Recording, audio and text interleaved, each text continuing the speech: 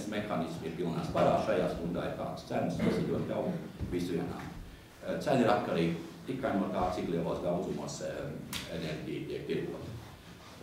Rudens sesijā ārlietu komisijas darbība noritēja zināmā mērā tāda Baltijas sadarbības gaisotnē un Baltijas problemātika.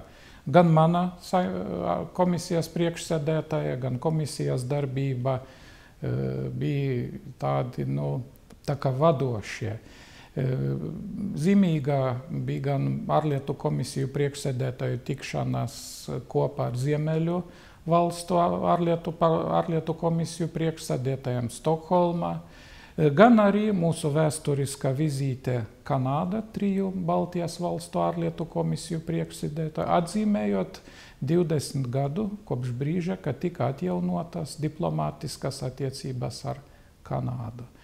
Un noslēdzot rudens sesiju, mums ir ļoti svarīga 3 Baltijas valstu ārlietu komisiju tikšanās šeit Rīgā, ko organizējam mēs, lai apspriestu ļoti svarīgus ekonomiskas sadarbības, lielu enerģētisko projektu, infrastruktūras projektu, gan arī mūsu sadarbības ar Austrumu, Dienvidkaukāza valstīm problēmas. Tātad pavisam negaidīti iezīmējas šī Baltijas valstu vienotības, Baltijas valstu sadarbības komponente, par ko es esmu ārkārtīgi gandarīts, jo visu laiku neatstāja šī doma, kas tad ir Baltijas vienotība šodien, kā mēs šo Baltijas vienotību realizējam un izprotam. Un dzīve, un prakse, aktualitātes nesa šo atbildi, pasakot ļoti skaidri, ka tie ir mūsu kopīgie ekonomiskie projekti, ko mēs kopā visas Baltijas valstis vai ar kaimiņu palīdzību, Ziemeļvalstu, Polijas palīdzību īstenojam un dodam šo atbildi uz jautājumu. Un man šķiet, un es esmu galīgi pārliecināts, ka šī Baltijas vienotība ir kopīgi īstenoti enerģētikas, infrastruktūras vai svarīgi citi ekonomiskie projekti, kas dod labumu visam 3 Baltijas valstīm, visam mūsu tautam. Mēs diezgan tuvu esam un spriežam par to mūsu Baltijas valstu ārlietu komisiju sanāksmē kopīgā par enerģētikas projektiem, par Visagina atomelektrostācijas būvniecību Baltijas kopā ar Poliem, par elektroenerģijas pieslēgumiem, rietumu enerģētiskiem tīkliem, par gāzes sašķidrinātas termināla būvniecību Baltijas valstis un gāzes vadu pārbūvi tā, lai mēs būtu neatkarīgi vai atkarīgi ne tikai no Krievijas, bet arī citiem enerģētiskiem avotiem.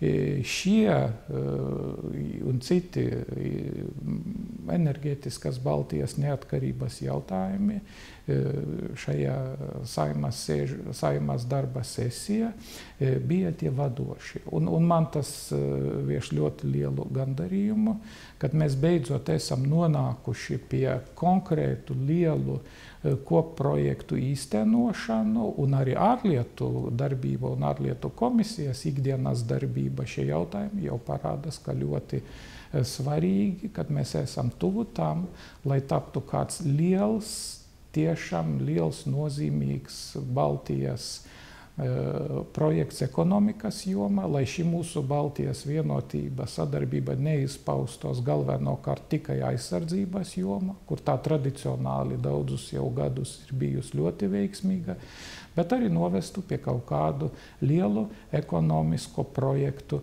īstenošanas. Tas, manuprāt, tas galvenais panākums, un tas ir ļoti, ļoti, ļoti svarīgi, par to es esmu ļoti gandarīts. No citiem lieliem projektiem, protams, jāmin Eiropas sociālās hartas izskatīšanu darbu pie tā, ko mēs esam nu pat uzsākuši. Arī ļoti rūpīgi sekojam, analizējam Eiropas samitu, Eiropas galotņu samita rezultātus par šīm briesmām, kā varētu attīstīties 2 ātrumu Eiropā un kā to novērst.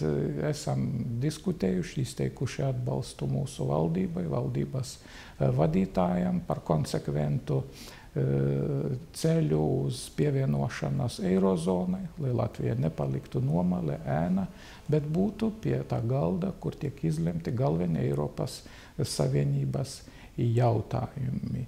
Tātad faktiski 2 komponentes mūsu darba. Eiropas Savienības problemātikas, kas atspoguļojas arī pasaules politikas konteksta, kā arī Baltijas un Baltijas ziemeļu sadarbība, iekļaujoties šajā dinamiskajā ārpolitikas pasaulē.